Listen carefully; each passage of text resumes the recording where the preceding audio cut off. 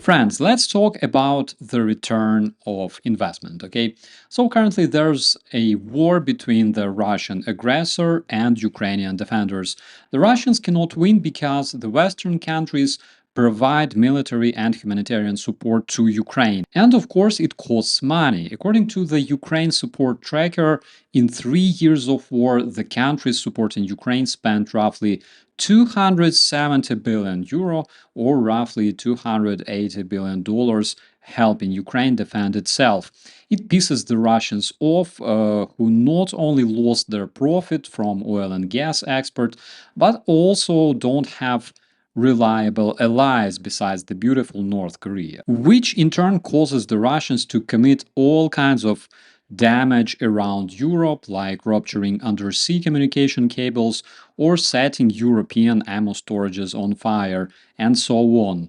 The informational warfare, I'm not even mentioning all those bot farms and communication agencies, cost Russia billions of dollars annually.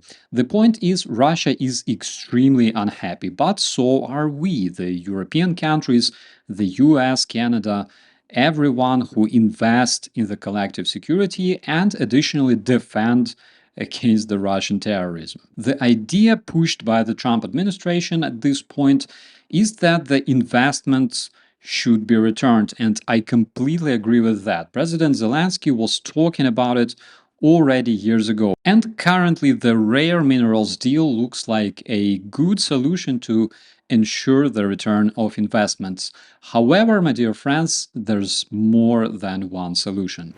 The idea of excavating Ukrainian resources is not bad, and generally speaking, Ukraine can potentially cover all the international investments due to its enormous resources. But to tell you the truth, this solution is situational, especially considering the possibility of Russia keeping some of Ukrainian territories and going unpunished. I have the best solution for you, my friends, which guarantees not only the return of investments to the Western countries who support Ukraine, but also long-term profit for the whole civilized society. And that is basically dismantling the Russian regime.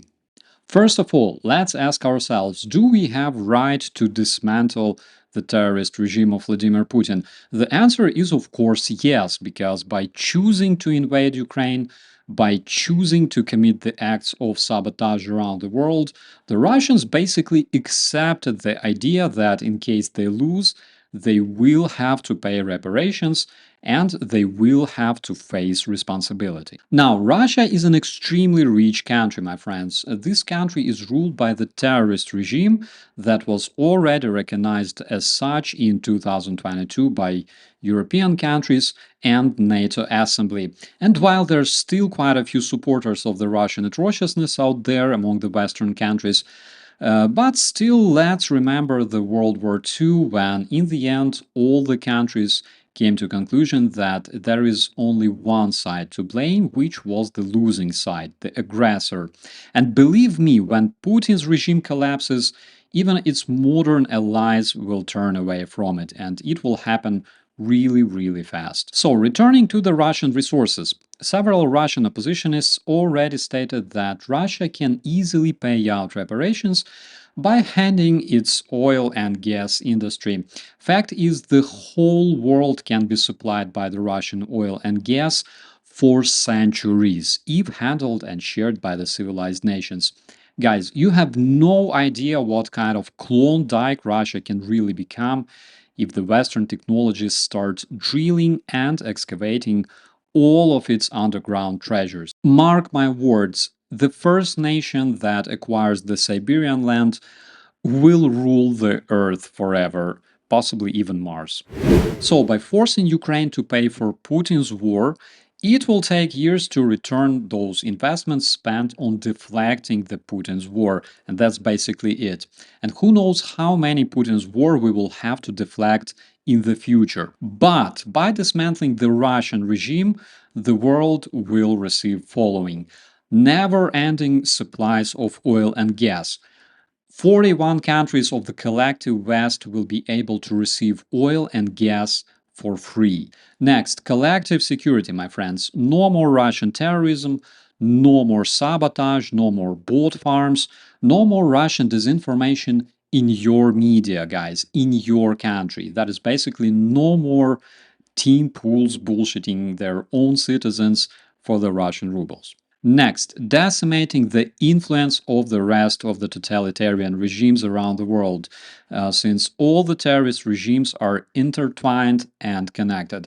And most importantly, making sure that no BRICS will be able to undermine dollar and euro. If these three reasons are not enough for you, my friends, I literally have no idea what to say, because free resources forever, strong collective security, and weakening dictatorships around the world, that is not just benefits, my friends. That is literally a noble mission for any Western politician with at least a bit of self respect. Literally, just think about this: punishing atrocious invaders, bringing Putin to The Hague, establishing everlasting peace, returning investments, making the war criminals pay, and by the way, showing a good example of what may expect other tyrants who want to invade other neighbors.